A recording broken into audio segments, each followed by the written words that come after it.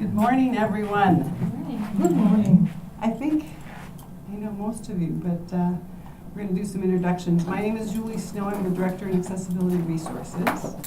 I have a few folks with me today, and we're going to talk about universal design for learning. So I've got Beth Clausen, our Assistant Director. Andrea Rosso is a student intern, undergraduate intern in our office this year. Oh, we've had her the entire year. She's in the Communication Studies program. Pam Guerrero is one of our staff interpreters.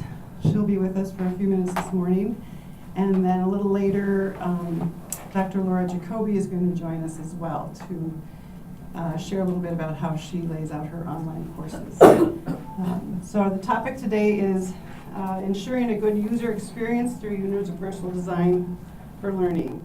And we've got it broken into about 3 sections. This morning we'll talk about what it's all about, and that's access. We'll talk about universal design for learning and some strategies. Till about 10:30, we'll work on presentation, and then the last hour will be time for you to kind of think about your courses and what you're teaching and how you lay it out. We've got some tools for you to assess your curriculum. So that's the layout of the day. But to start with, Andrea is going to give us a little presentation on why we need to think about access. Do you want us to introduce ourselves? Yes, please. Thank you. Go ahead. You begin, Dr. Lewis. Jackie Lewis. Hello. Good Welcome. morning. John Seymour. John Seymour. Tracy Feed. Helena Stevens. McCoggin. Diane Corsel, and yet to come, Ann Miller, and Carrie Diekman. Okay, all CE faculty, graduate Indeed. faculty. Mm-hmm. Great, thank you.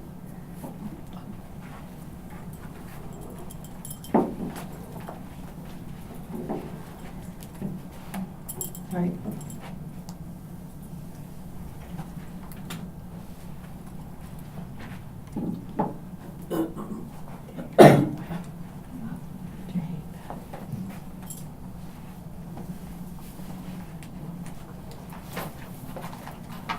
So there are more than 1 billion people worldwide who experience disability, and of those people, approximately 4% have some kind of visible disability or a disability that's obvious in some way, which means the remaining 96% experience invisible disability. This information comes from the Invisible Disabilities Association. Now, according to the World Health Organization, invisible disabilities include chronic pain, learning differences, mental health conditions, visual and hearing impairments, problems with brain function, and more. Now, these disabilities are not accessible to onlookers, but they can sometimes or always impact those daily activities. So I'm going to put a question up on the screen just to loosen us all up, and I just want you to call out the answer as soon as you know what it is. What does a cow say? Moo. Okay, that was great. Thank God. Okay, we're doing good. I was like, it's a trick question. They don't talk. They make noise. Yeah. Okay, so we're going to do the same thing again, but this time with a different question. Yeah, Browning. Obviously, you can't give me the answer because the text is blurred, and that question is inaccessible to you. Now, for students with visual disabilities, this might be their experience, but that's where accessibility resources can really help. Now, students who have a documented physical or mental health condition that significantly impacts their major life areas can register with a department. And those major life areas include walking, talking, seeing, hearing, working, learning. Students' needs are assessed and individualised accommodation plans are then put in place.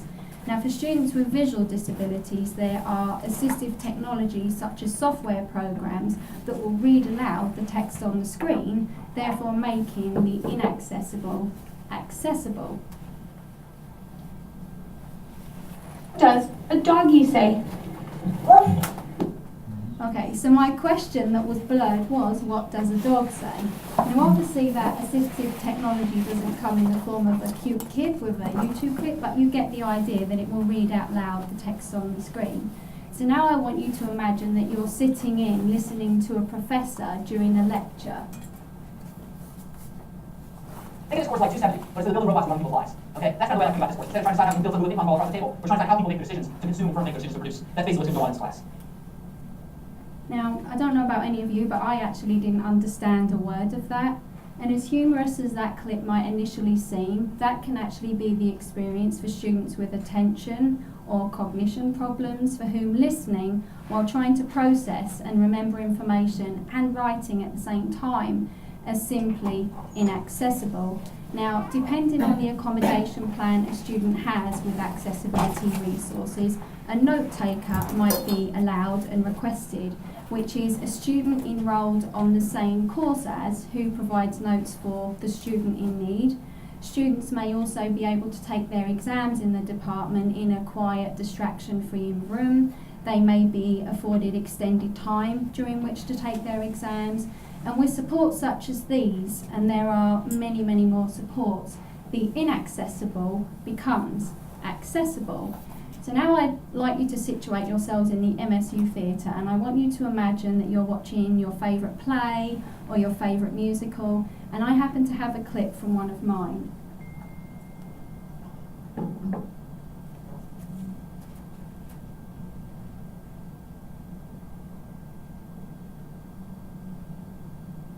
Now, that might be your experience if the ability to hear has become, or always has been, inaccessible to you. But now, let's imagine this.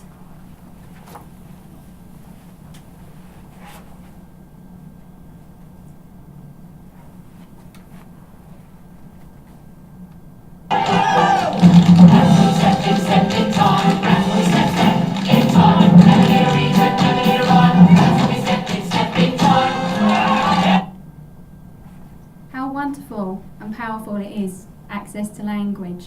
Of course, if you're deaf or hard of hearing, you may not hear those spoken or those sung words, but you can have access to the play's dialogues through sign language interpreting. Now, this is a service that came about at MSU after a community member requested it. So the theatre department collaborates with accessibility resources so that one dress rehearsal per play that runs is sign language interpreted.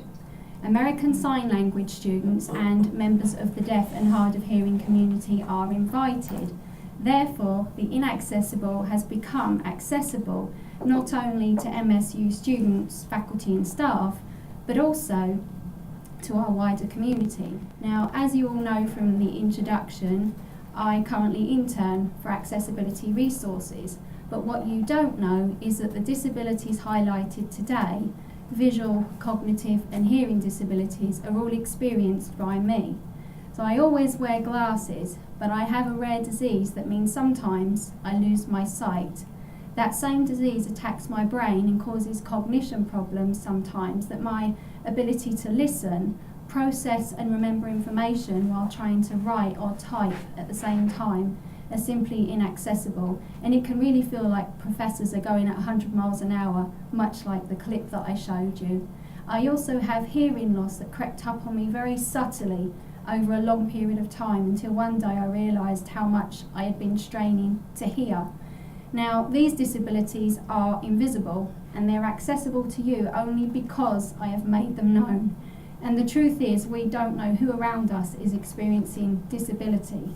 The absence of some visual sign, oftentimes people think a cane or a wheelchair goes along with disability. The absence of those things does not mean absence of disability. Now, Accessibility Resources works tirelessly to provide students like me equal access to opportunities. And it is due to the support that the department has given me that my passion for supporting others with disabilities was born. And it was a bit of a light bulb moment, shall we say. It was kind of a bright light that revealed my passion in what at the time was a very dark room. And I'm going to work incredibly hard to make my passions accessible to me. And I urge all of you, harness the passions inside of you and make what might seem inaccessible accessible to you. So thank you for interpreting my speech today, and thank you. Thank you.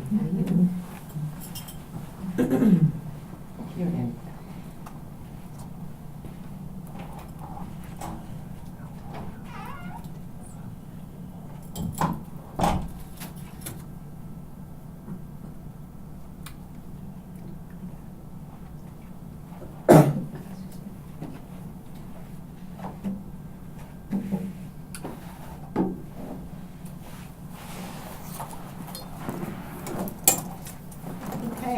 Is that a wonderful way to start out the program? Thank you, Andrea. That was excellent. So today we're going to talk about how we can make the inaccessible accessible in your face-to-face classes, but also in your online classes.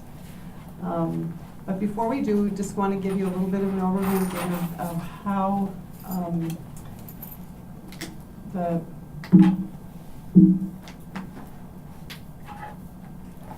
magnitude of students that we're working with, the strategies and techniques that we're going to talk about today, again, will be for all students. And but we do want to give you a bit of a picture or a snapshot of our university and the students that our office serves. So the statistics that I'm working with is between the fall of 14 and the fall of 16.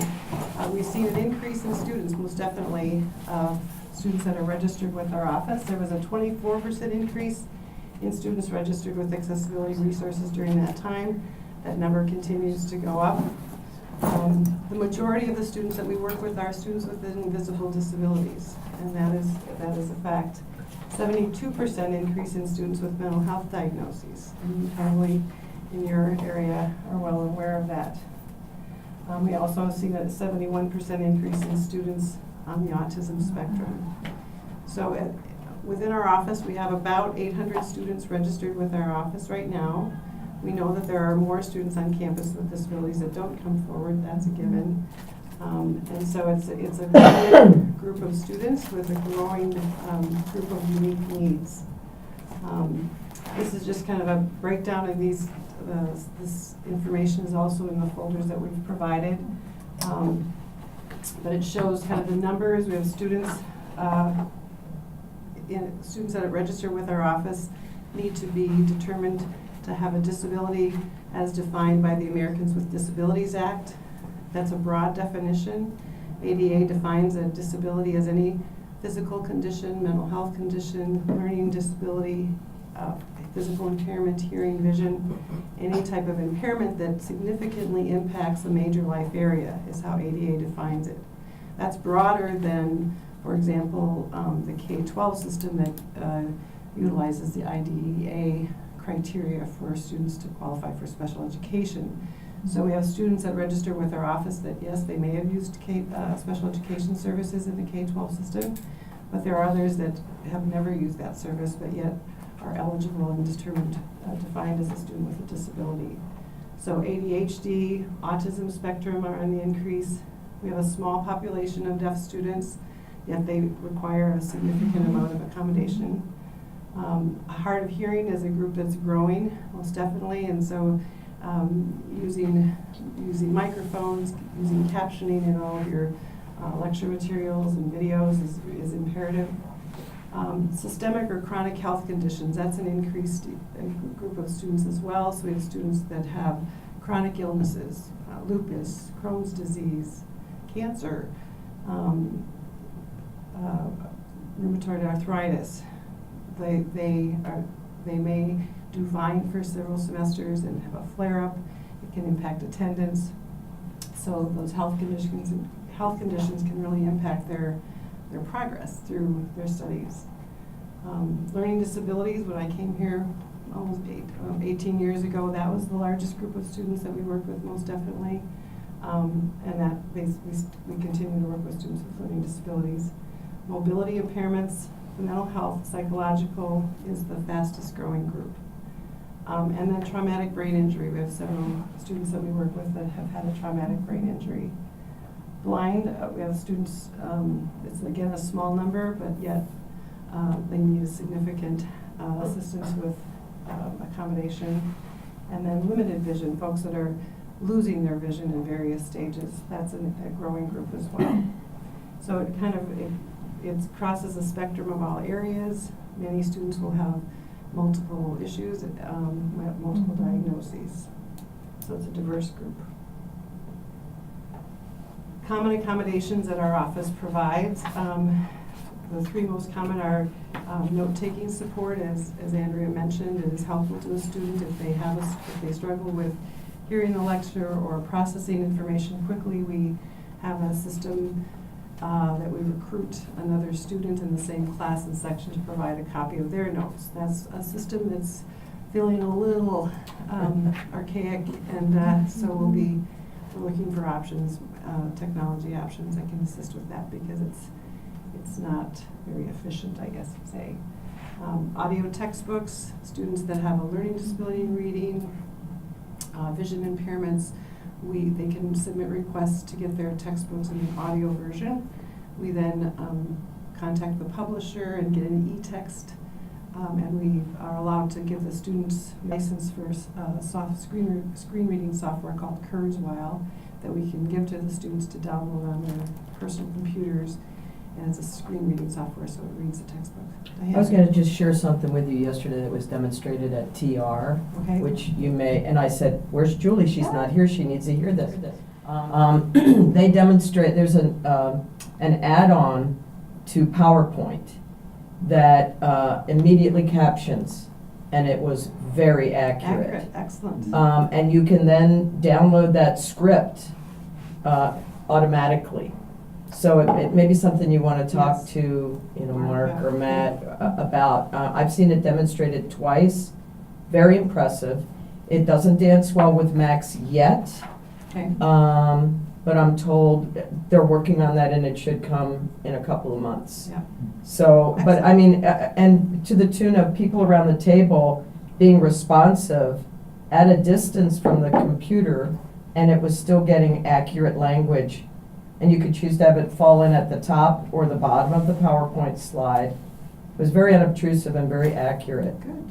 Excellent. I thought I'd let Technology you know about really is coming. There are lots of different tools, and so just knowing which ones are the best and kind of collaborating with IT Yeah. and other departments. I mean, this one is so because of our contract with Microsoft, it's free. Okay. I mean, it's not really free because we're paying for a contract with Microsoft, but Right. I was really impressed with its output yesterday, beyond words.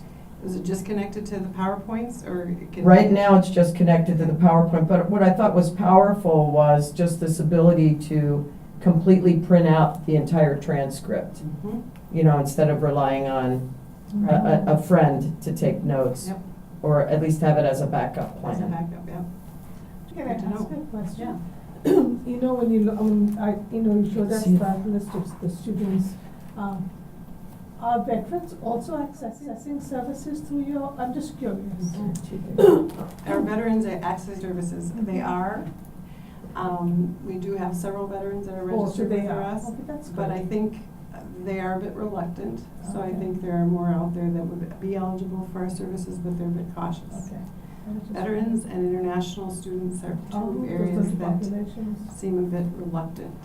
For What's the other veterans and? International students, Yeah. depending on a cultural bias and background. Sure. Yeah. So, good to know, and yes, we are kind of researching different options to work with the note-taking.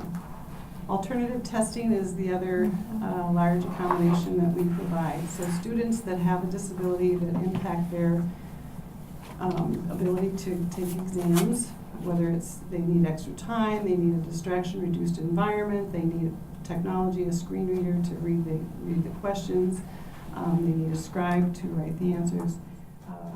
They are eligible to take their exams in our office.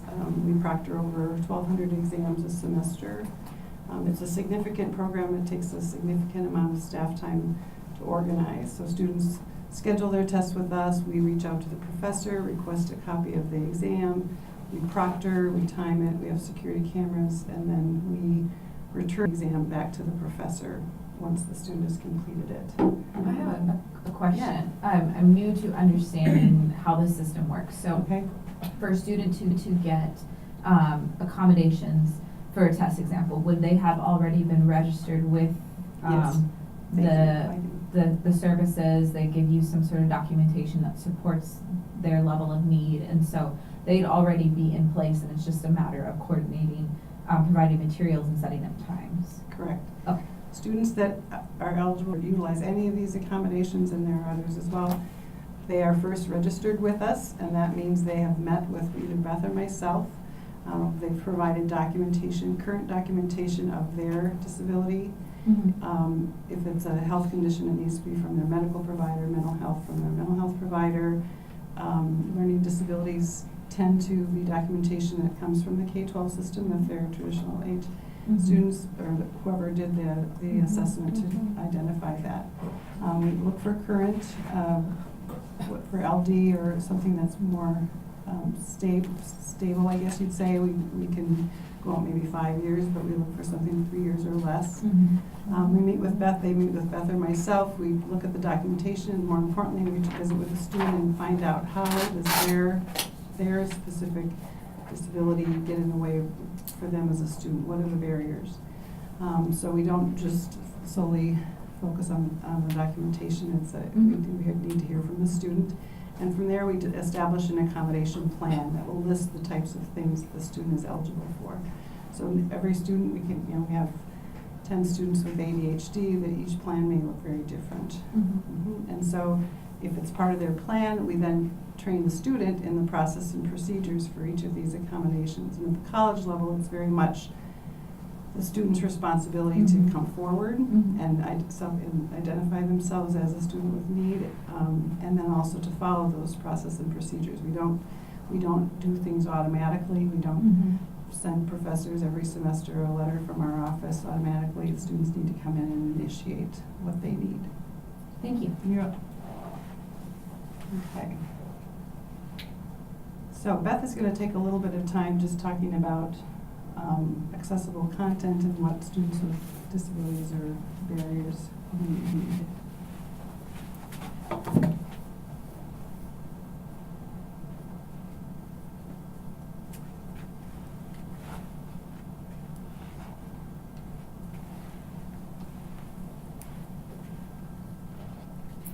Say, Julie, I wanted to add one other thing. It also translates into multiple languages.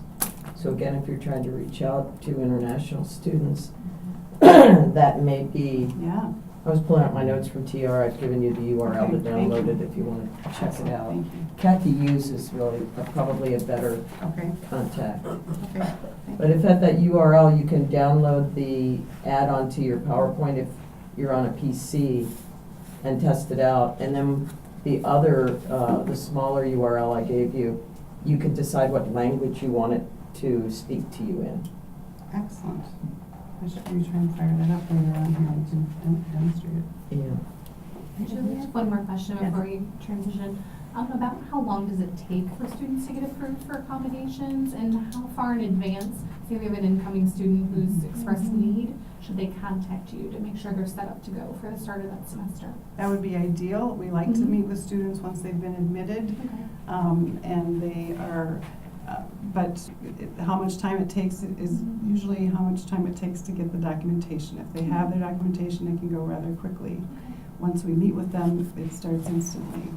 If a student we have some students that come to us, they've not been received special education in K-12, they've never been assessed, but they're struggling, and their faculty member refers them to us.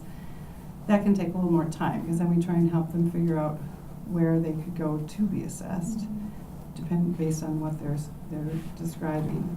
But we often meet with new students, freshman students, in the summer before they start in the fall. The sweet spot is when they've been to summer orientation, because then they have their fall classes, so we can kind of speak directly to those. But there is no timeline, there is no deadline. So we have students registering with us throughout the year as concerns arise, or they are referred by. We have a lot of faculty referral, which is something that's changed over the years. Initially, it wasn't so much, but the faculty really are being helpful in directing students our way. So who bears the cost of the assessments if you don't already have assessment data? The student needs to cover the cost of assessment. We are not able to provide an assessment in-house, but we did for a time have the assessment clinic, which we really appreciated. That was a it was accessible and fairly affordable. So, Communication Disorders does have a literacy clinic that they do free assessments, reading-based language disorders, executive functioning kind of assessments, and then they follow up and work with students thereafter, but they're limited to that kind of that. And do Questions? students have to renew throughout their time here at MSU, or once they've received accommodation, if that works for them, it's in place for the entirety of their experience? right, we don't require them to go through the assessment process every semester or even every year. Okay. But some students, if it's a health condition that's kind of fluid or a mental health condition that can change, we encourage them to contact us if their needs change or if they have additional concerns. But they're not required to do that every year. Good to know. And sometimes just getting students in the door, just because there's kind of a big question mark about how we could really support them or help them, is challenging, or they don't know, maybe they know they have to provide some paperwork, but they don't know how to get that. And so we actually have some templated forms that we can fax off with the release of information to their provider and help them with that. Great question. Any others? How do you, advertise isn't the word I really want to use, but communicate your services and abilities for graduate students? That's a good question. A lot of what we do is through the resource fairs and things, and that's often focused to undergraduate students, not all, but we try and have our materials around campus and the website. Typically, if a student has a need, they'll kind of find us, or they're referred. We have a fair amount of graduate students. We have a fair amount of online graduate students, online only. And they can be all over the United States. So, But we can be proactive, Julie. We could actually put something in our orientation letter which says, if you are a student, that requires accommodations. and really, we have that expectation that faculty include a statement in their syllabi Yeah, about. syllabi we do that. We do. We do, syllabi we have to, Yeah. but I'm just saying if we can be proactive, we can even put it Exactly. in our orientation letter. So students can read it, they know your web link and they can go there. Yep. But I think that outreach to grad students is real important. Yep. But I know that the other thing that you've mentioned several times this morning is the unrecognized.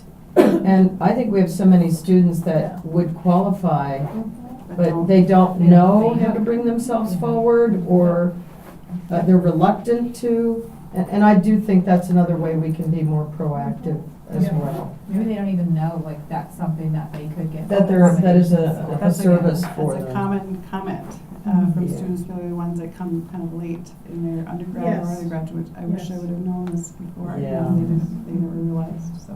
Yeah. And we're more than happy to come out to classes, or if you have orientations or gatherings or some type of venue that has information about university offices, we'd be more than happy to participate in that. Because we have a large undergraduate class, CSP 110, that we offer both semesters. And that brings in a lot of, for sometimes first year students, but also first semester first year students. And those are the ones we really need to also target at the undergraduate level. So a lot of the success we are seeing is, or lack thereof, is because they're struggling with something and they don't even realize why. Right. Or it could be a degenerative condition and no one really paid attention to it. So definitely mental health we see. Well, yeah, and the issues like other that. thought I'm having, the College of Graduate Studies has started in the last couple of years to do their orientation. Oh, And if you're not part of that, Yeah. that may be another place where, an inroad to at least communicate to students that these are services that they might qualify for. is that a physical orientation? Online. Campus? An online Is it orientation? online? I didn't know. what- I don't think they did they did one face-to-face, but there's an online one, but that's pretty easy, I would imagine, to put in something about, your office, so. Yeah, but we also have a meeting of grad coordinators Yes, today, we and you can bet I do. will certainly bring that up Great. as a Yeah. concern, that it should be brought into their orientation. So I was thinking of you even at TR yesterday.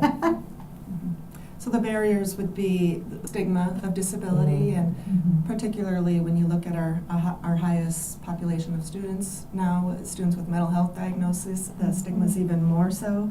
And so coming forward, disclosing, and then the confusion around how are we really going to support them or help them, what do we do?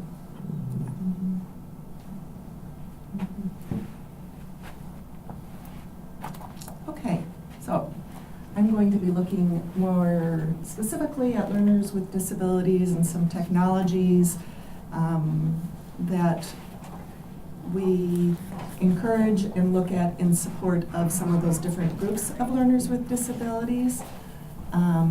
Disability is the largest diversity group across the world, 19% of the general population. And as we look at universal design for learning, really the most universal quality that we see of our learners is that diversity. And disability, again, being that biggest one. And we're going to break it down into a few different groups here: mobility, vision, cognition, and hearing. Kind of some rough, broad groups there. But mobility, looking at students with mobility impairments, that would include students with arthritis, carpal tunnel, students who have paralysis. For you who teach online classes, you're not going to be able to see on the other end, obviously. Everything's hidden from you, right? But it could be a student with some pretty significant mobility impairments who on their own likely is accommodating or had to adjust, is maybe working through vocational rehab and getting some other assistive technologies. But their biggest challenges are going to be using the keyboard, small mouse movement, timed events. Drop downs are difficult, so anything that requires really fine movement of a mouse, and how they are going to accommodate that, how we are going to support them is with modified keyboards, joystick, eye tracking software, speech input like Dragon Naturally Speaking, and extra time.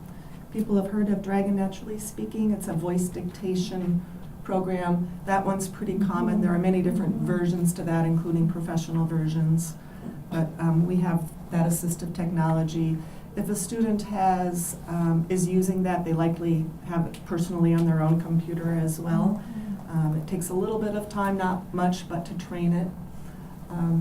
I worked with a student who had Dragon Naturally Speaking, was taking an online class. She was a graduate student, and her accommodation request beyond this was to increase her MAVPrint dollars because she was doing so much research going back and forth, it was taking her so long to dictate. And so she preferred to have articles printed off so she didn't have to be going back and forth so much. So have to kind of sometimes think outside the box a little bit.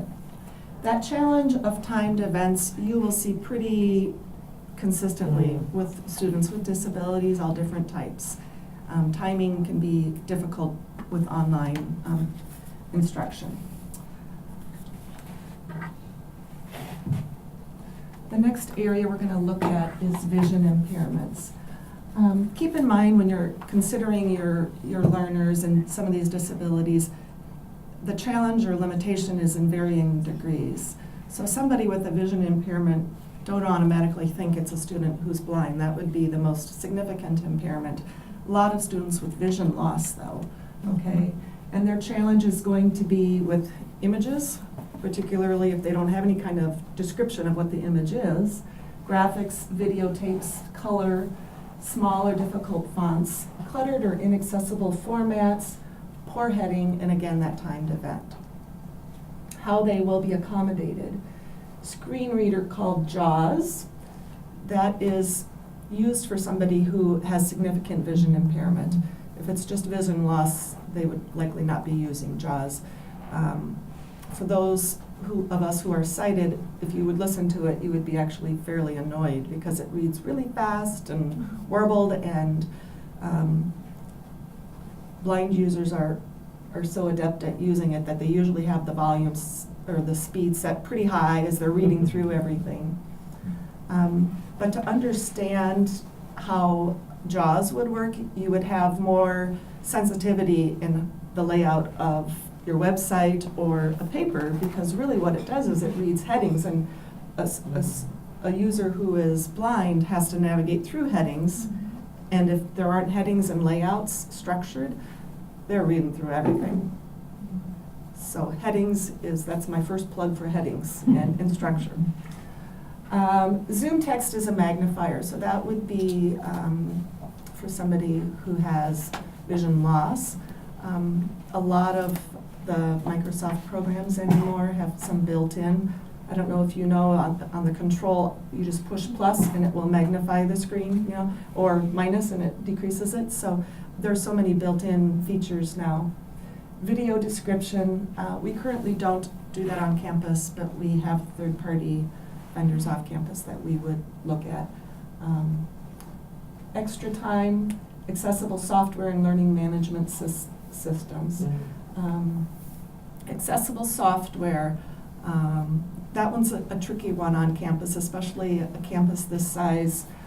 Many departments are choosing to use some of their own software that isn't accessible.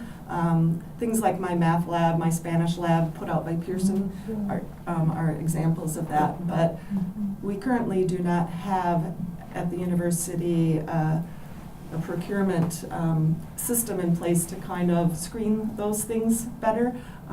Ideally, that's where we'd like to get to, so that we have some kind of control over the software that's being used. D2L itself is fairly accessible. It's more of what's being put on D2L. Sometimes that's not accessible. Okay. What else do I want to say here? I had a student in an intro to film class that was blind, and sometimes we just have to go old school. We had a student in the class, they sat at the back, a classmate, and she just kind of described visually what was going on to the student. And so, so students with vision impairment usually require us to think pretty hard about accommodations, and that's the one area when it comes to online instruction that is really, really, really going to test us.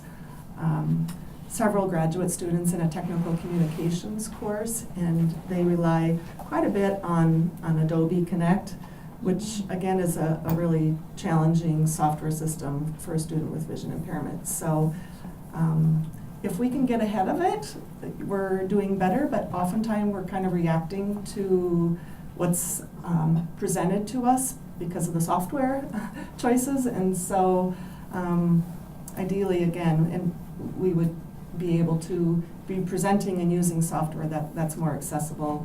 I think it's gonna maybe come from the top before we can actually require, that of departments, but that's kind of a key thing. The next area is cognition. That would be students with learning disabilities, ADHD, traumatic brain injuries. If I could, even though it's not technically probably considered a cognitive disability, but consider like students with mental health or chronic health conditions within this, only because I think of how it impairs them within their cognition. Challenges in this area would be their ability to read, write, and process information, and again, timed events. Usually students with learning disabilities, ADHD particularly, and TBI struggle with decreased organization and short-term memory. And so information, when it's presented online, has to be organized. And we're going to look later this morning at some tips on how we can think a little more carefully about how we're presenting that information to students who struggle with organizing and processing information very quickly. Accommodation includes assistive technology. Kurzweil is a text reader. That's different than JAWS, which is a screen reader. Screen readers read absolutely everything. Text readers are for students more with dyslexia, reading disability. Oftentimes students with ADHD who have challenges with attention to reading and focusing would be using that, but we have a web-based license for use of that software for students. Several of them use it. digital textbooks. Again, students with vision loss as well obviously use digital textbooks, but that's something that we process through our office, is getting textbooks digitally. And then, again, extra time.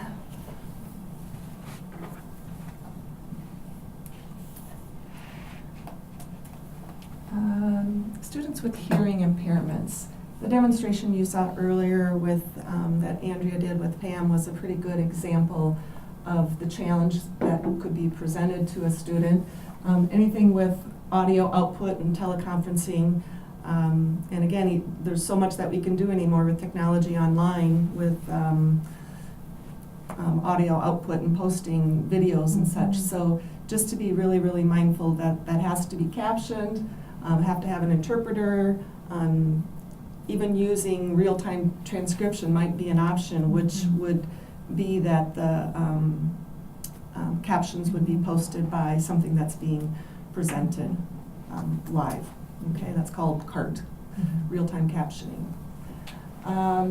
So again, all different varying degrees of impairment, but that's who our learners are. We kind of forget about it when we're on this side of the computer screen, but they are out there, and they might not be disclosing to us. That's their prerogative, and some of them may not, again, need accommodation, but as much as we can, we're going to be thoughtful about our learners, and then again, later on, we'll be looking a little bit more specifically at some strategies or ways that we can further support them in our instruction. Okay?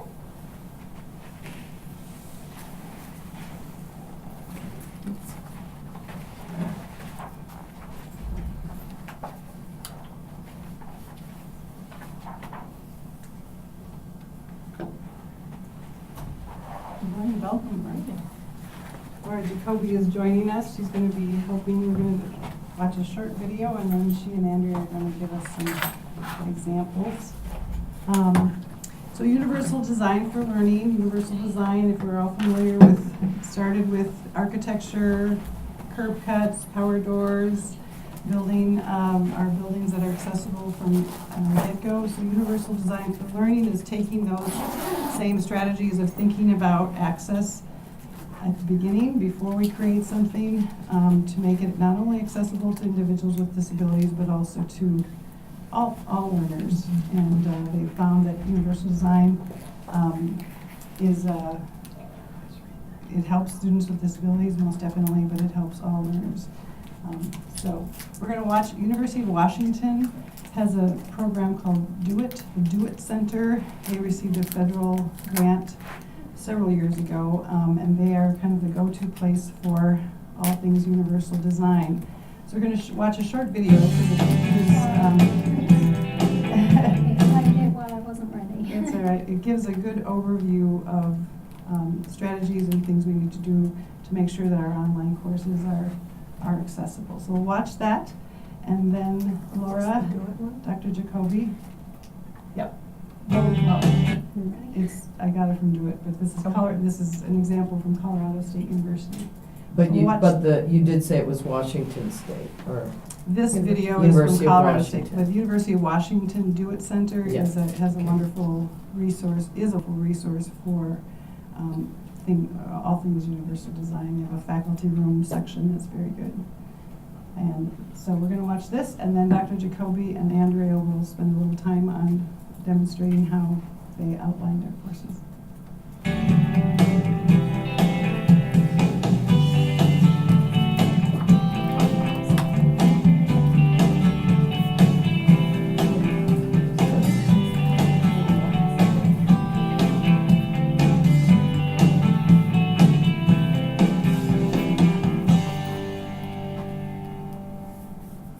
Hello, my name is Pat Burns.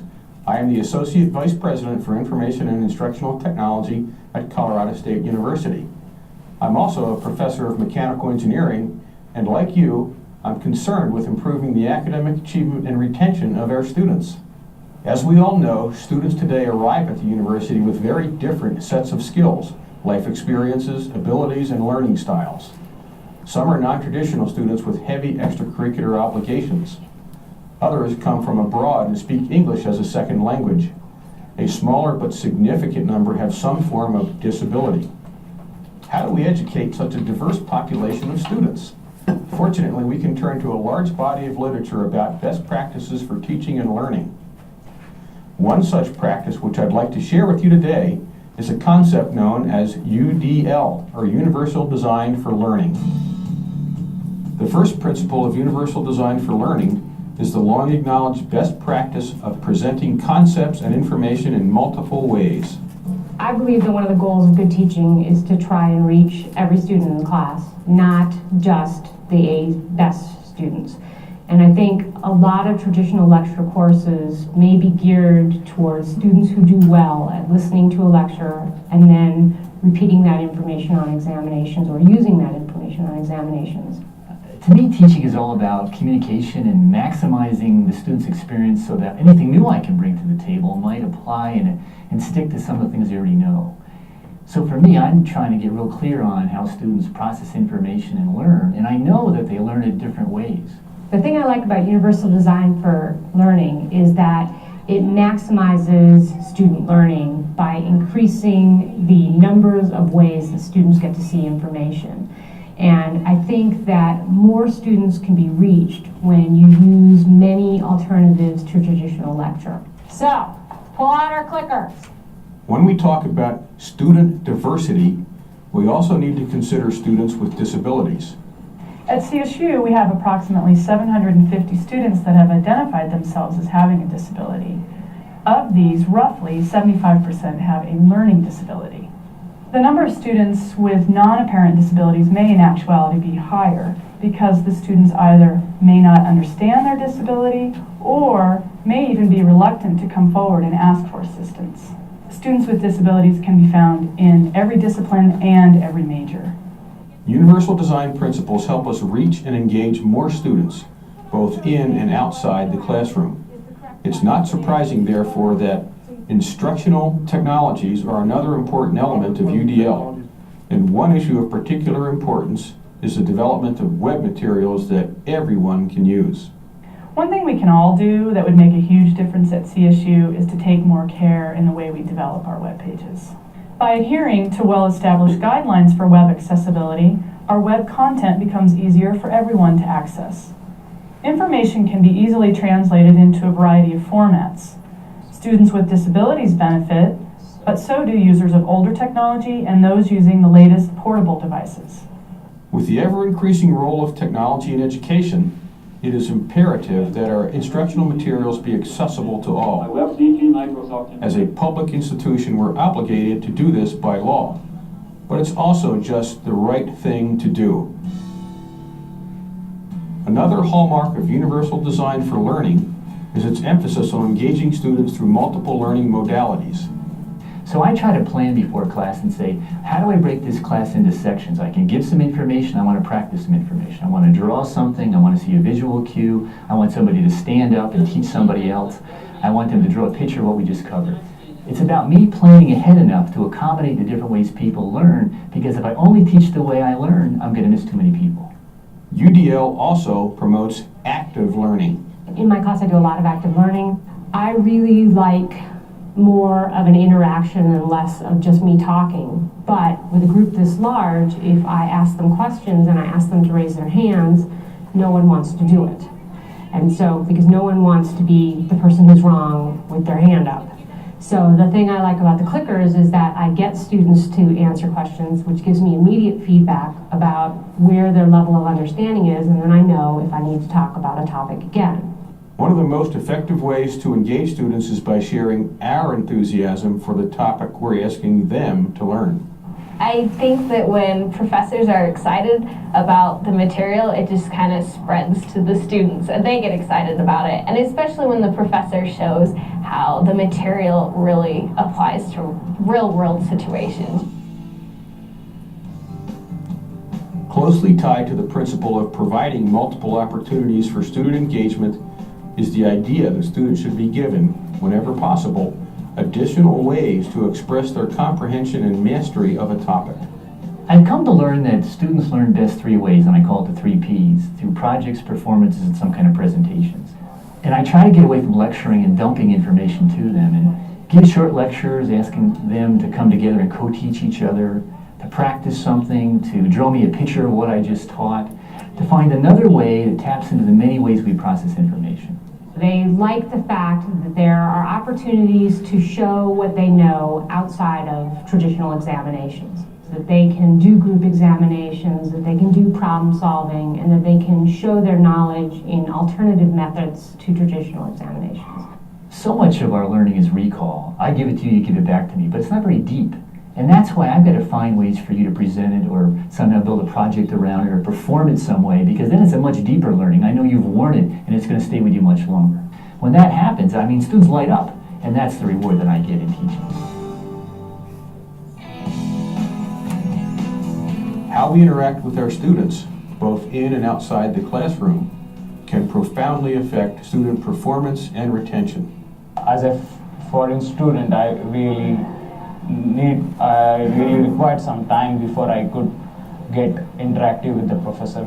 Sometimes I was reluctant because I thought I would sound stupid by asking a very basic question. So it really took some time for me, like, to interact with the professor during the class hours, asking him the question about the material which I'm not following. It's more of a personal experience for the students if they feel like the faculty knows who they are and cares how they do. I get a lot of evaluation comments about the fact that they feel like I care what their performance is. It's not that I'm going to make them do well if they're not doing well, but I do care how they're doing and about helping them to do their best in the class. Another way we make students feel welcome and valued is by being empathetic and accommodating. Our commitment to providing students what they need to succeed can be expressed both in writing on the syllabus and verbally in class. It's really helpful when professors are understanding of a situation, of disability situation, and allow the students to take the exams in an alternative setting and to have, sufficient time to take their exams. The inclusive pedagogy advocated by Universal Design for Learning can help obviate the need for special accommodations, but it is not a panacea. Fortunately, Colorado State University has several offices that provide specialized assistance to students and faculty, such as the Office of Resources for Disabled Students, the Assistive Technology Resource Center, the Academic Advancement Center, the Learning Assistance Center, and others. These offices assist students with sign language interpretation, assistive computer technology, conversion of textbooks to alternative formats, coaching and study skills, screening and diagnostic services, and more. The assistive technology is just wonderful here at CSU because, I'm able to get through so much of my text, so much of the material that I need to understand. It's just so helpful. I go to class the same as everyone else. Last semester I had a girl from Resources for Disabled Students that helped take notes for me. She just meet me in class every day and take notes. This semester I'm doing a little different. I'm actually having kids in each class take notes for me. Basically during the day I use my computer quite a bit. I speak to the programs instead of type it in. But for typing I just say what I want to type and it types that. Wake up, start Internet Explorer.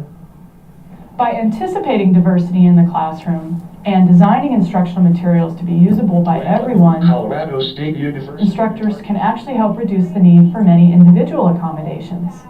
Universal Design for Learning helps us create more inclusive learning environments in which all students benefit.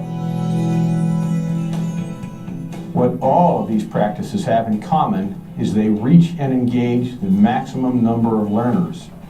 They assume that students possess different skills, experiences, and learning styles. They emphasize flexible and customizable curricula, and they use multiple modes of presenting content, engaging students and assessing their comprehension. So, what is Universal Design for Learning? In many respects, it's just good teaching.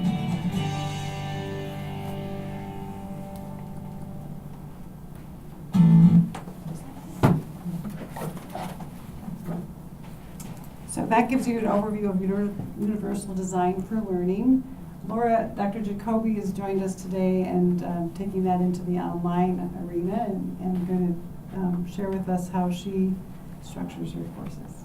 Thank you. Thank you for coming. Do I need this?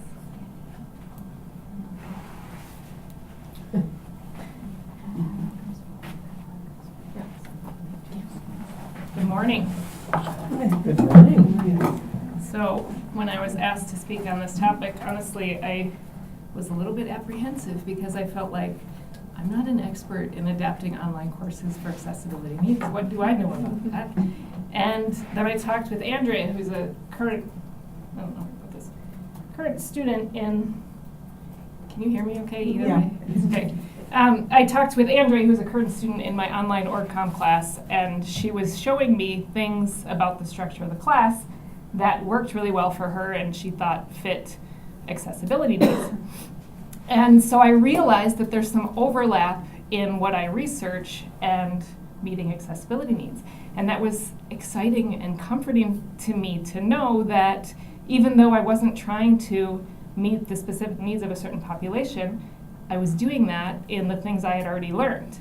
So today I'm going to share with you some research. I'm an instructional communication researcher, and I research how to effectively construct online courses, how to motivate students in online courses, and ideally I want to get students, does this thing work? Yeah. From, well, this thing doesn't work, from this to this, right? And I've heard stories, because I've done research on this, I've heard stories from students that this is how I picture them. They're in these very frustrating situations and very disorganized courses, and they're just not sure how to navigate through it.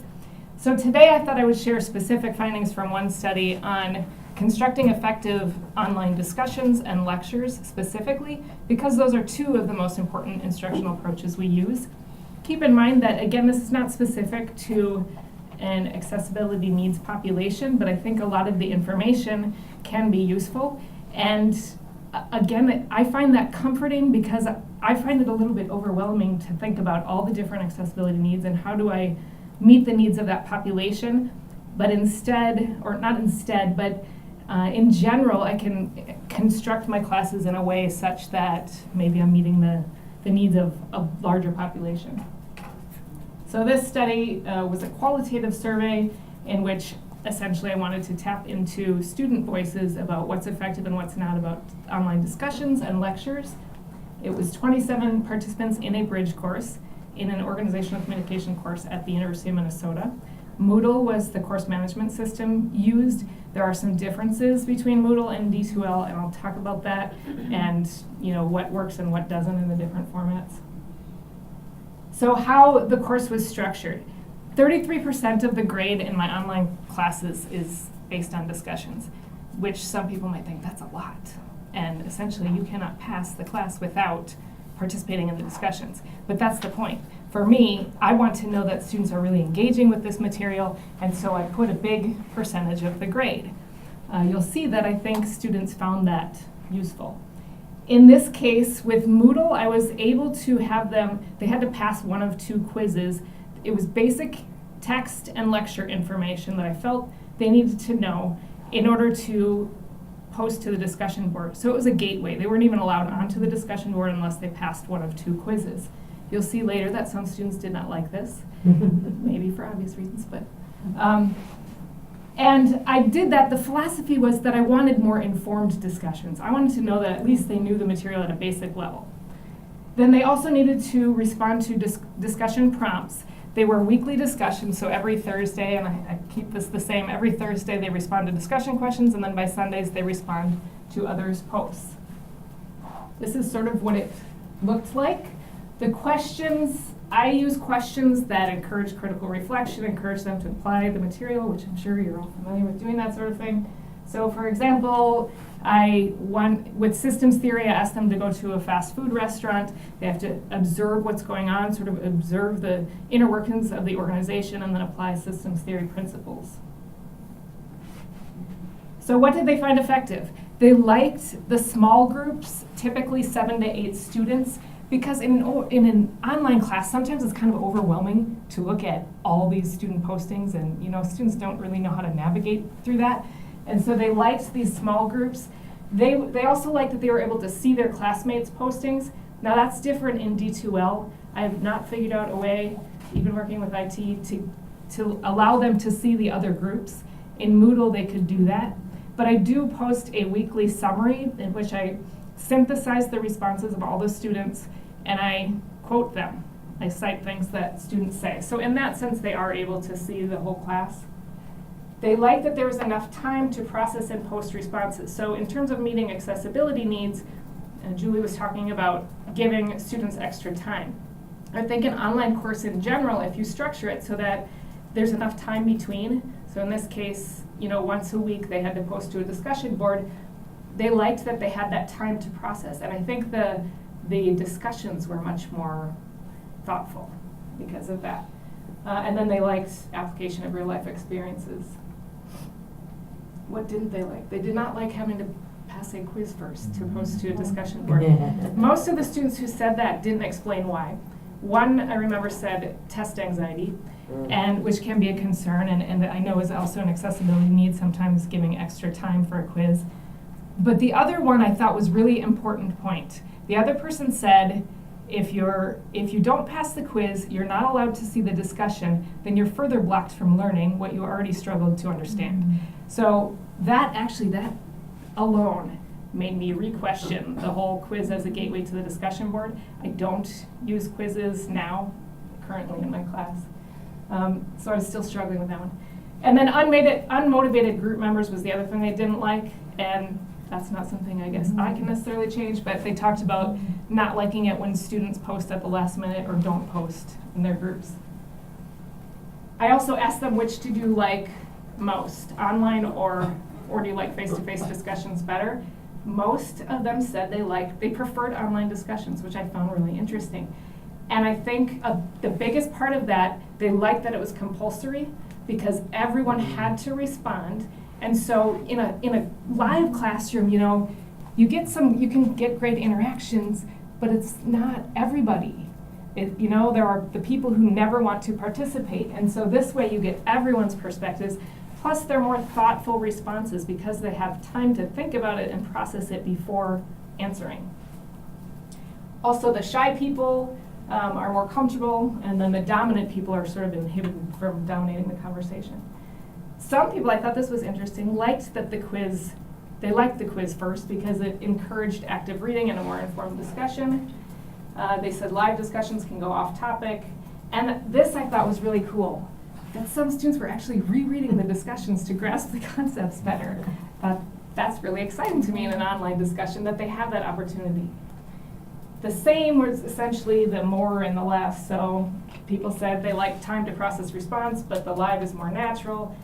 They lost collaboration in a live class, but they gained more perspectives.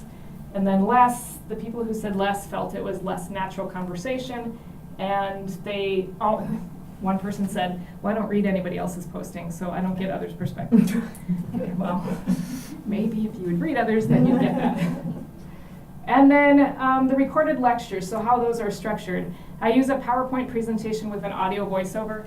Here, I always have them professionally recorded. I don't feel like I have the expertise to do these well, so I do them in the studio. Here on campus, they encourage you to have your face on first, introduce the topic, and then it moves into the narrated slides. And so that's how I do them now. I also posted printer-friendly slides so they could use them to take notes, and then an audio transcript. Here on campus, they will caption them for you. So I don't have the audio transcript now, but the video is captioned. So again, that one student referred to this as the trifecta approach.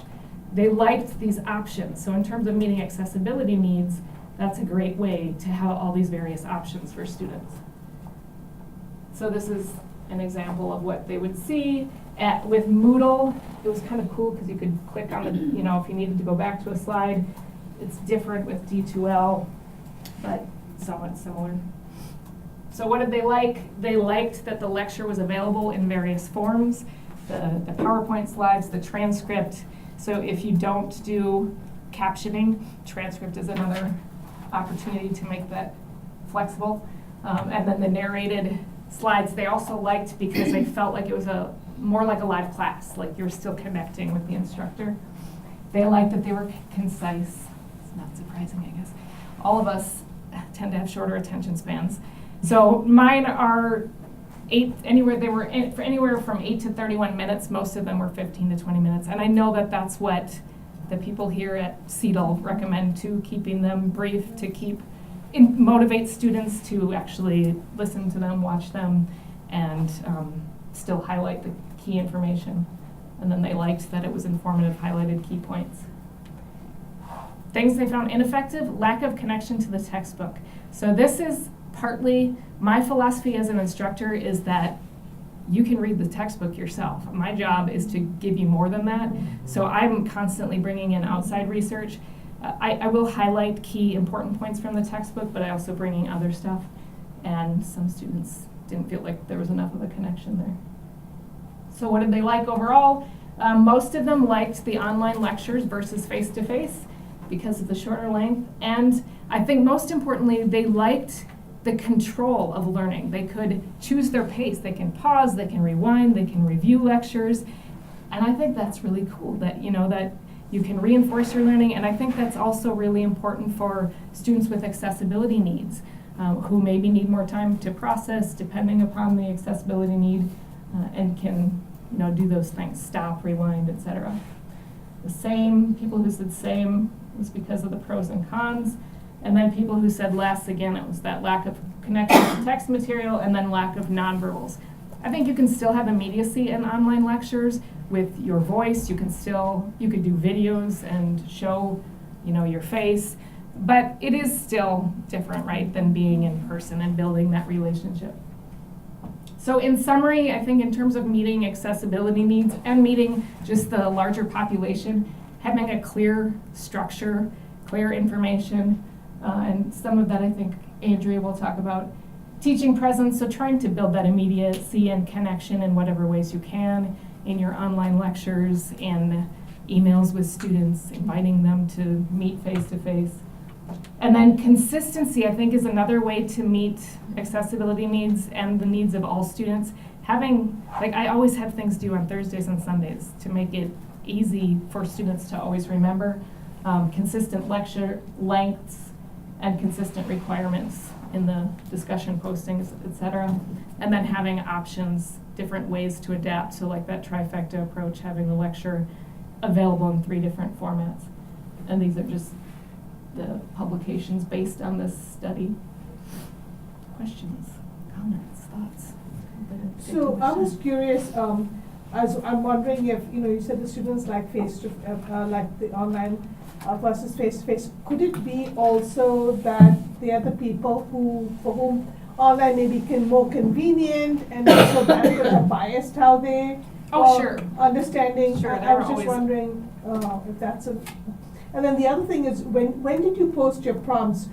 Come thinking of universal design, did you post them like a week ahead so that the students had enough time? Yes, that's a great question. So speaking to why students like it, I have done another study on motivation of online students, and absolutely convenience is a factor. I mean, there's no doubt it's more convenient, and whether or not they say that, yes, I'm sure that's part of the reason they like it. And speaking to your next question, I think that's a really good question about when they see those discussion prompts. When I first taught online at the University of Minnesota, there's a whole design center, I can't remember what it's called, but they essentially do everything for you. I was responsible for the content, so I learned a lot from them on how to construct effective online courses. And at first, they had it open up each week, like a week in advance. I had students emailing me and asking, why it was that way. Can I see this earlier? I need to work ahead, whatever. And one of the things that's convenient about online courses is that you are able to work ahead if you need to. So I asked them, can we please make this all open? And I've had much more success personally with that. So everything is available now. And Andrea is one of those students who works way ahead. And so she was able to do whatever she wanted over this course of the semester. But there might be varying opinions on that. I concur with your opinion. I leave everything open. Because I'm one of those students that I would like to get ahead. Mhm. But I do think if they want to be pondering a prompt or doing something, I don't know what the mystery is that to unveiling Right. snippets at a time. Right, and in terms of meeting accessibility for students maybe who need more time to process, Mhm. then that's available for them. Did you have a So, question? well, you might have said this, and I just didn't hear it, but, so was this an undergraduate population you did this? That's a good question. It was a bridge course, so it was largely junior and seniors and then a few grad students. Okay, so did you have a sense of whether grad students, because we have both master's students but doctoral students as well, Mhm. do you have a sense as to whether any of these conclusions might differ with grad students or doctoral students? I think in general, things are the same, but when I did the study on motivating students, I interviewed grad students and undergrads and teachers. And one thing grad students didn't like is they felt like sometimes posting to the discussion board was tedious in the sense that, like, responding to other postings, they'd say, I agree, or, you know, summarize what they said in order to get points. So in that sense, I think you need to find ways to challenge graduate students at a higher level. And I haven't done this myself. I know some people who have grad students responsible for summarizing the postings or in some ways leading or facilitating a discussion. I haven't tried that, but that might be a good way to meet that need. And part of what I was asking for is because the number of 8 is kind of what you said is what students preferred, which seems like a high number compared to some of my experiences with some of these discussion groups. Which number are you referring to? The group. The group is. The subgroup. Oh, yes. Yeah, and I've played around with that too. Yeah. And partly it's for selfish needs, my needs. I think as a teacher, I just found it easier in terms of grading 3 groups. But, you know, if it was a class of 25, it'd be like about 8 in a group. Yeah. And also, some students don't post. You'll have the students who are, you know, kind of dropouts from the beginning of the semester. And so then it really ends up being 6 or 7 in a group. And We don't have that as much here in this department. okay. Yeah. No, we're all graduates. Yeah, so I think that's something you could easily change. I kind of keep mine to no more Or than 4 or 5. 4 or But do 5. they always post like every week? Not necessarily in my courses, but I get good compliance Yeah. and engagement Okay, with the smaller numbers. okay, yeah, so that's something you could easily, But I was thinking when you said 8, it had to do with the numbers that you were trying to navigate and monitor, which makes sense too. So I have another comment, and I appreciate you sharing this information Yeah. and with us. It's real helpful, and I think yes, universal design and learning and just in general is really important. Everybody benefits, But one of the things I think that institutions don't understand, and I saw this because I worked in disability services before I became a faculty, is that that there has to be an infrastructure to support all of this, and so they want us to do these things, but it's hard to, you got to wait in line for the videos to be captioned, and and at the bigger school, because I was at an R1 school too, we had much more access to resources, and I think you'll do an amazing job here with the limited resources that we have, and I'm wondering if there's a way that we can just collaborate in some way so that we can get more of these resources, especially with the president looking for us to be much more active online. So I really do think that's a major issue here. and I believe they're looking into that. I went to a focus group here where they were Yeah, sort of with looking Vicky. into that. That's something I voiced as well, Oh, that you did, good. the lack of resources, compared to the University of Yep. Minnesota. And I understand we don't have as many resources, but if you have expectations of faculty to develop in a certain way, then you need to support them.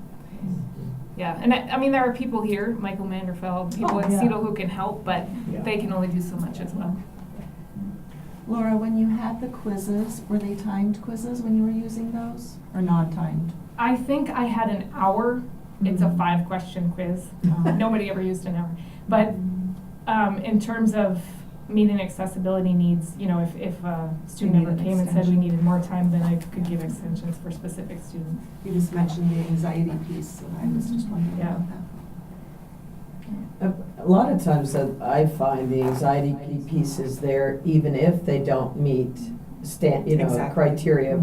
So I just always try to extend the time because I don't want to be measuring anxiety. I mean, I want to measure your learning, and I make that very clear to them, and so oftentimes I don't time. And then there's like this, this breathing let down in a class because I think that anxiety piece is far more common than we believe.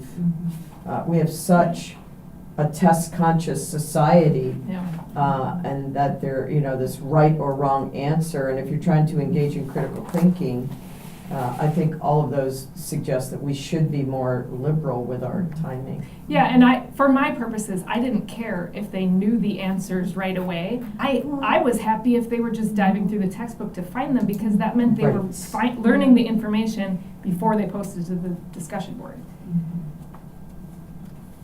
All right, well, thank you. Andrea, take it. I don't feel like this even makes a difference. Well, it does for recording. Oh, okay. You projected quite well. Okay. It wasn't for our benefit. Thank you so much.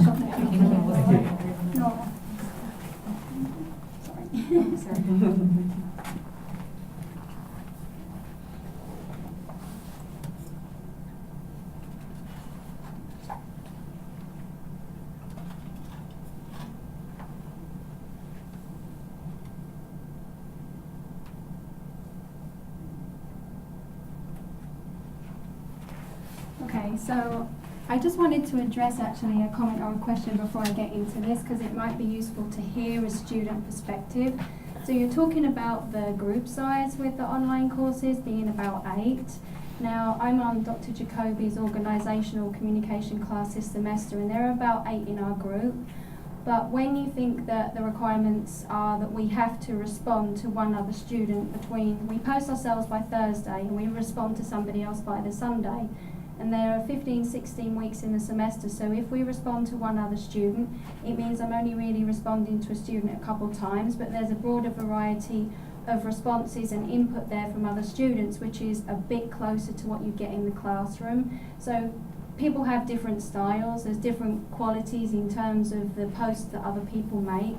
And I think if you've got more choices there, it's kind of nice to have that number of 8 because then you've got more to choose from. And I try not to respond to the same people. I've kind of set myself a goal of responding to everybody a couple times. So just hearing a student perspective on that size may be useful.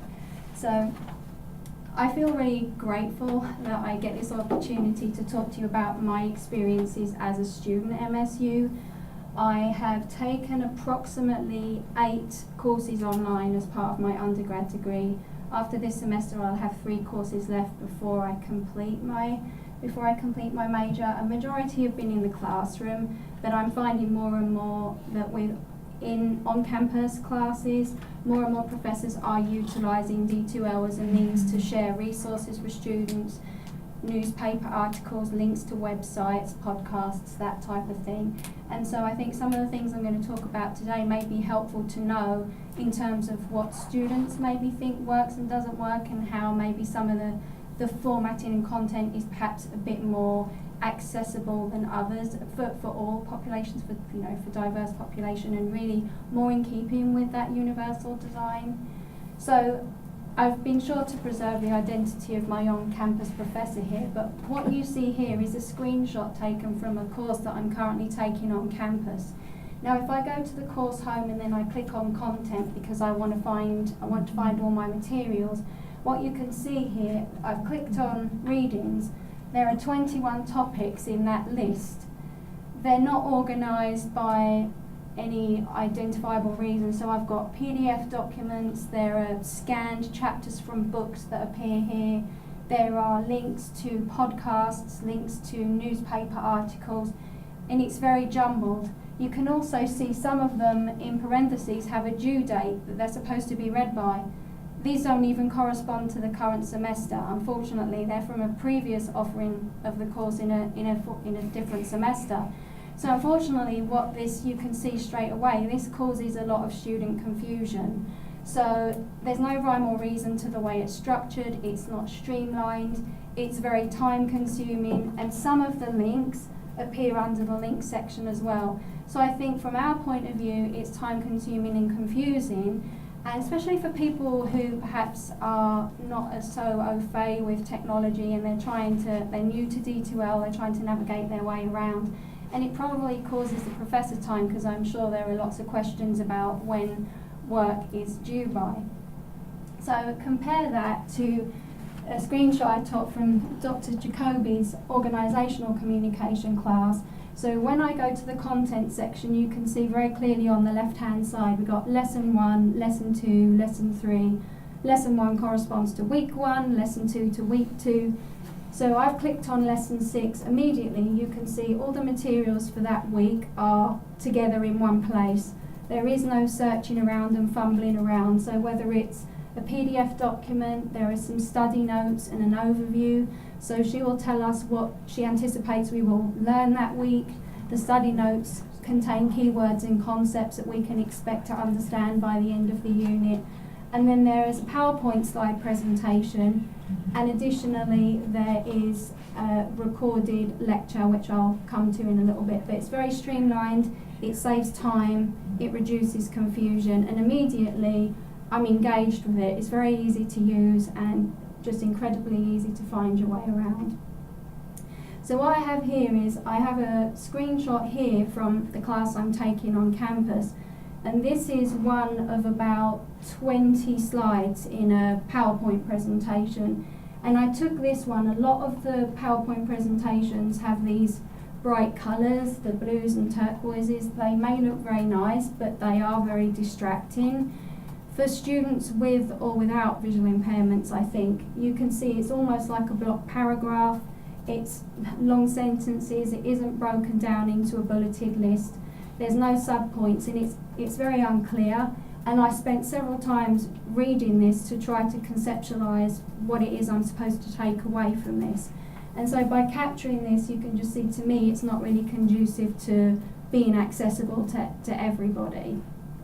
But if you contrast that to a slide I took from Dr. Jacoby's slide on the cultural approach to organisational communication, straight away I know it's the functionalist perspective. You have the nice contrast, you've got the plain white background, the black text on top.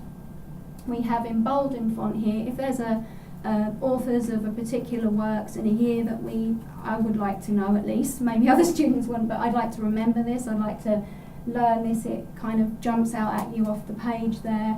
The emboldened font I really appreciate.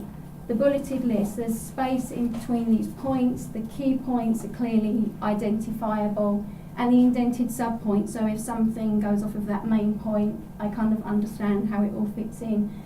And I don't have to read a slide that's formatted this way as many times as I would have to read one like the previous page. So I think that's definitely more accessible in terms of the way that it's formatted. Now, this isn't a video clip, but what you see here is this is a screenshot from what I see when I go to play one of Dr. Jacoby's lectures. As she said before, the beginning of the presentation, there's a video of her in the bottom left-hand corner. She talks about what the presentation's all about. That video transitions out, and then we see PowerPoint slides. Average, maybe 15 or so, 15 to 20. And what I really like about the content of her lectures is that not only is she talking about the concepts or the key ideas, there are some pretty heavy theories in organisational communication. She will describe scenarios. She will maybe talk about, a former student told me during his time at McDonald's that this occurred or that occurred. And she uses examples, real life scenarios to really contextualise what those theories are.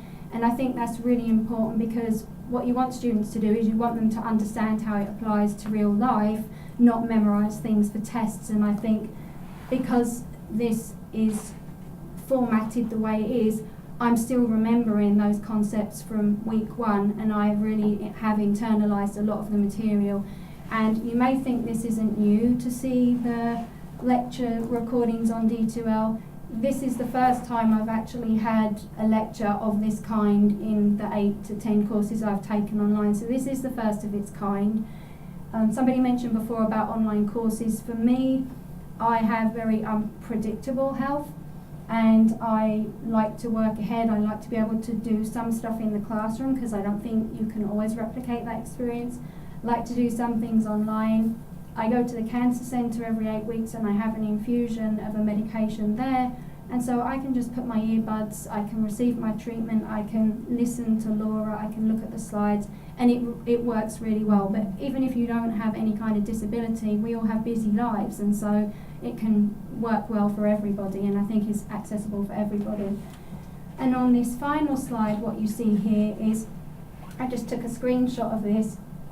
Dr. Jacoby always includes the closed captioning, so everything that she says during the 15 to 20 minute lecture, closed captioning appears on the screen. So right away you can see, okay, if somebody's got some hearing impairment, they've got the closed caption.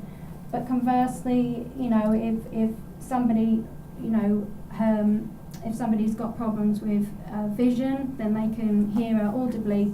And the thing is, we all learn, we all have different learning styles. I am a visual learner, and I like to see things, but when my vision goes, I get blurred vision, double vision, I may temporarily lose my sight. I can just listen to her. Some people prefer to learn audibly, but because she's giving you both, you've got more choices, and I think that's what makes it more universal, and I think that's what makes it more accessible to everybody. And my hope would be that there would be lots more sessions like this, and lots more professors would get to hear about, okay, how are we doing things, how can we do things differently, how can we enrich the experiences of our students and design courses in a way that's more conducive to that accessible learning style. So that is all I have for you. Thank you. Thank you. Thank you. Thank you to both. Andrea and Laura, do you have any questions for the two of them? We're going to be taking a break here in a few minutes, and the remainder of the day will be kind of give you time to kind of work on things. But any questions for them before they depart?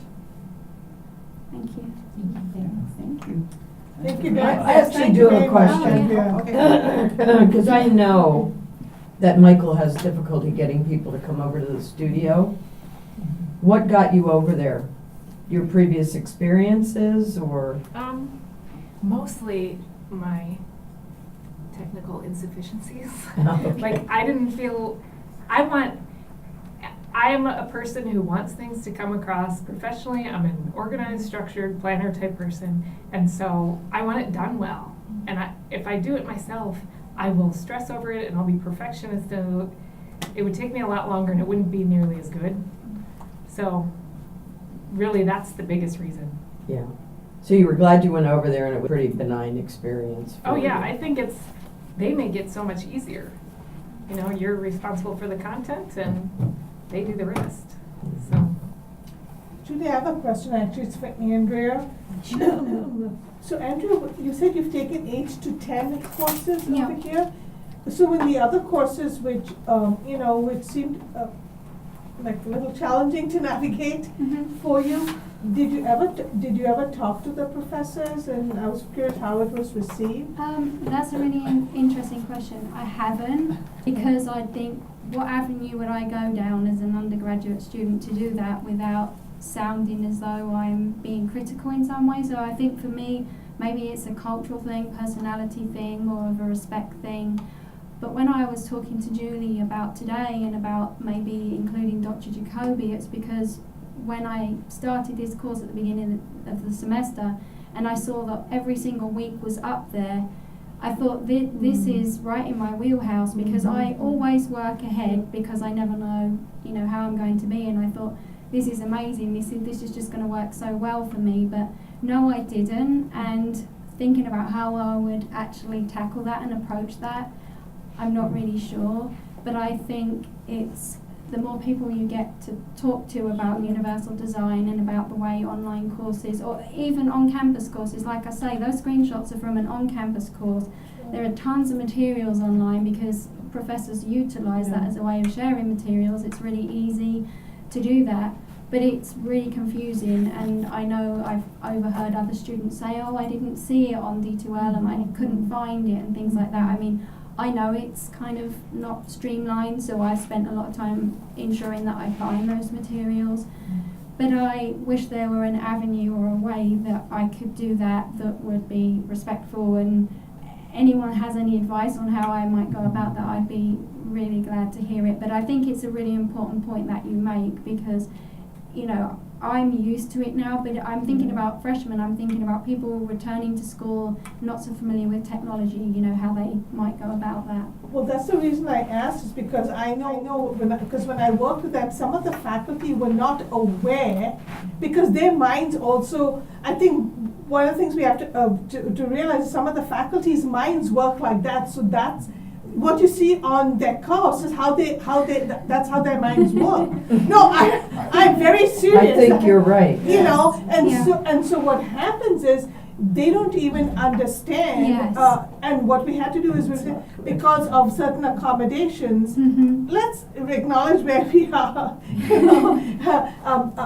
You know, and so that's how we addressed it, was, the students, this is what they need, and so it would really help if the course did this, and then they were willing to actually make those accommodations. But really, some of the faculty, they are just totally not aware of that, and they're like, oh, but it makes sense to me. Yeah. Great, but it doesn't make sense to your audience. Mhm. So Yeah. I'm just thinking, how do we as a faculty figure out that what seems to make sense to us doesn't make sense to the people, who are our audience. Well, I was kind of struck too, that I got the sense you didn't even really realize how much better it could be until you saw Dr. Jacoby's class. Honestly, that's how So I I'm felt. not sure you would have been able to even articulate what it is that you And prefer. I think you see it and you just know straight away, everything week by week is there. Everything you need for that week is there. So anybody who says I couldn't find it on Dr. Jacoby's class, I'd be like, really, you couldn't find it? Because it is all there. And I do like the fact that it's all accessible at the beginning, so students can work ahead and just kind of fit it in with their lifestyles. But it is very, very streamlined, and just the fact that you have the PowerPoint presentation, just the slides, but in addition you have the lecture as well. And one thing I didn't say, which probably seems obvious, is you just feel like the class is in your home. She brings the lecture to you in the home, and you kind of feel like you're there. And although you're not having a two-way conversation, you feel as though you are in a classroom, and I think that's a really close replication of the classroom experience, which I think is what people would want to strive for in online design. But you make a really good point that I hadn't even considered. I mean, I'm a naturally really very structured person, so this comes easily to me to structure it that way. But that, you could really offend someone by telling them that they need to do it differently. But that when I did that motivation study, that was huge. The structure, clear structure, was huge for students. That was probably the number one thing that motivated them to engage in a course, if it was easy to navigate. That's what we used to say, because of the accommodations, this is what really works for the student. But then the professors were like, oh yeah, we can change this. But if you go in and say, hey, you've got this looks terrible. That looks terrible. They're like, what's wrong with it? Yeah. But I had a thought, Jackie, because I think it's a really salient point you make, and I'm thinking about, because again on the TR, they've surveyed students recently, and we're all going to get something in our mailbox about the 3 top things that students are seeking. Sure. But it's really not about what your concern was. And I'm wondering if, and obviously it's survey and it's not their fault that they don't get responses, but is the survey even distributed in a way that a person with a differing ability might want to? So your voice may have been heard, or, I just think it might be important for them to liaison with your office more, because you have at least the identified individuals that are coming there trust you, and if they were surveyed in your area, they might feel safer to have their voice be heard, as opposed to what would I say. And I think Rick raises a really good point too. You didn't know what you didn't know until you experienced something that spoke to you. But I'm really thinking about how we are able to hear other students' voices, and maybe more of a liaison with your shop might be a way to do it. Made me start thinking about that. Yeah, because it shouldn't be on the students to be advocating. Correct. I mean, yes, of course, we want to teach them to be advocates, but there's certain things that you can't always put it on, on the students to be saying, this is what is important, and that's what that infrastructure is really important, because I do think a lot of the faculty, they are making referrals, so we know there's a lot of faculty on campus who, by the way, also have disabilities, and so they want to help the students, but they just don't know how. That's what I found out. My experience was the people in the sciences were really willing to make changes, and the people in special ed were the most challenging. But not here at this institution. No, not here, not here. This was in a previous life. Yeah, in a previous life, so. Yeah. Thank you so much. Thanks, Laura. I think CETL is really trying to promote, and it's sometimes a challenge to, everybody's busy and feeling overwhelmed, and you see these wonderful workshops coming along. It is a goal of our office to be able to get out to departments and come to departments like we're doing today to try and promote this the whole concept, but it's hard to get people's attention when they're very busy. So how many times have you been able to do what you've done today with the department? You are our third group. We met with the college business for a session, and SBS. Oh, excellent. And College of Education's following suit again with a boot camp this summer, so you'll be busy. All of us are trying to do what we can do college-wide. Right.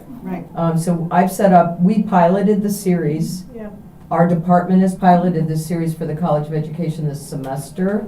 Okay. And then in the summer, I've had conversation with Jennifer about providing that on a broader basis to departments within the College of Education. And so you may find yourself a little more busy and doing more of this, but that's wonderful. Yeah, that's what, it is wonderful, yeah. And our first two sessions were a 2-hour block of time, and we didn't have Dr. Jacoby and Andrea's little section. Andrea joined us at the beginning, but so we've expanded it a little bit. But I just think it's really valuable to hear from somebody that's in the trenches. Oh, I love your approach to allowing us to hear an instructor's voice, a student's voice. Yeah. It just drives the point home so much better. So we're going to take a little short break, and then when we come back, the last section of time that we have together is going to be a little bit more hands-on. We've got a couple of tools, assessment tools for you to use to look at your courses and what you're doing and how you, and kind of rating yourself against some universal design approaches. So how about if we get back together at 11 o'clock? Sounds like Okie dokie. Thank you.